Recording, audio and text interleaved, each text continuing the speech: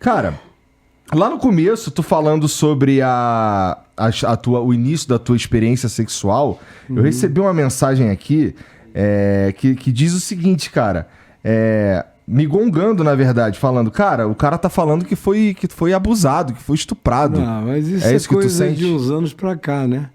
Aquilo ali pra mim era currículo. Era currículo, um garoto de 5 anos, que tinha uma garota de 15, 16, brincando e me ensinando, para mim eu cresci como um bem-aventurado e não como um estuprado. Então essa pedofilia passou a existir dessa natureza de uma menina que também era uma menor de idade, sobre uma criança que era tudo menos um inocentezinho, porque desde 2 anos e meio eu já estava atrás do aroma, e foi por causa disso que ela se manifestou a mim daquele jeito tão mais ousado. Eu nunca encarei, nunca trataram aquilo em relação a mim como abuso. Eu nunca tive uma crise psicológica, aquilo não é trauma de nada para mim. Meu pai nunca me traumatizou com a história, foi apenas uma ocorrência. E os meus amigos morriam de inveja, né? Ó, o Acriano mandou aqui, ó. Boa noite, pastor. Você contou no programa de hoje as suas experiências durante a vida. Olha isso. O Skylab fez o mesmo aqui. Tu sabe quem é o Rogério Skylab? Então, sei. Ele fez o mesmo aqui no Flow e ele disse que é inadmissível um homem passar pela sua existência sem dar o cu ao menos uma vez na vida. O senhor concorda com o Rogério Skylab? Não, até aqui eu estou me sentindo o homem mais feliz do mundo sem essa experiência. Sem essa experiência está tudo bem, não sinto falta de nada, de nenhum preenchimento anal, de coisa alguma, está tudo perfeito. E o que sai diariamente me é suficiente, me satisfaz. O que vem na linha oposta. Entendi. Nada contra, cada um, tem gente que tem mão e contramão, né? Tem. Eu sou um cara de uma mão só. Entendido. Só sai. Não gosta de moecana? Não gosto de moecana. Não gosto. Mas tem muitos amigos que são grandes moedores de cana. Entendi. O The Clip mandou aqui, ó. Salve, salve família.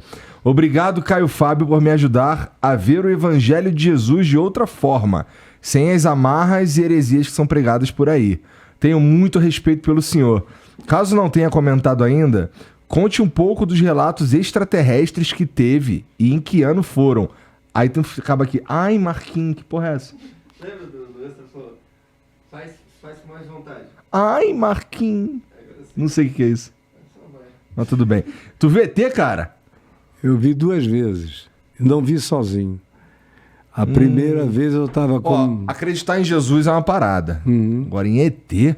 Não, ET para mim é extraterrestre. E anjo é extraterrestre. Então, na tua opinião, foram anjos que tu viu? São seres de outra civilização no espaço-tempo desse cosmos, que é um cosmos no meio de vários outros multiversos. Em algumas ocasiões são seres interdimensionais que passam de uma dimensão para outra, transdimensionais, portanto.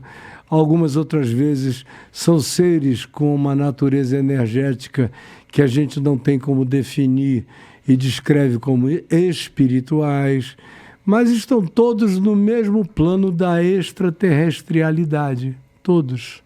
Então eu, com 14 anos, estava com meu pai e 13 amigos, indo de Niterói para Bom Jesus do Itabapuana, ou Itaperuna. 13 amigos? 13 amigos dentro de uma Kombi, um time de futebol. Caralho. A gente estava indo jogar lá, fazer a preliminar de um jogo. Chuteira, campo cheio, aquela coisa legal. E aí, no meio do caminho, meu pai estava dirigindo, ele parou o carro devagar, muito discreto. Ele falou, vamos sair do carro só um minutinho. Não disse o que era. Quando a gente saiu, que nós olhamos, estava aquela bola, meu amigo, era uma bola assim, densa. Não era brilhante, não era uma coisa que parecesse latão, nem zinco. Tava de noite? Não, é de dia, manhã, 10 horas da manhã, o céu azul, sem nuvem nenhuma.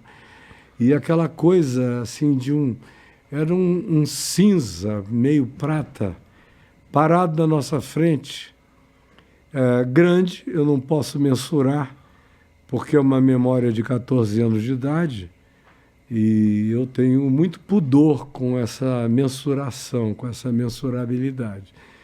Mas meu pai, que era um adulto experiente, racionalíssimo, ficou chocado olhando para aquilo ali, e aquilo olhando para a gente.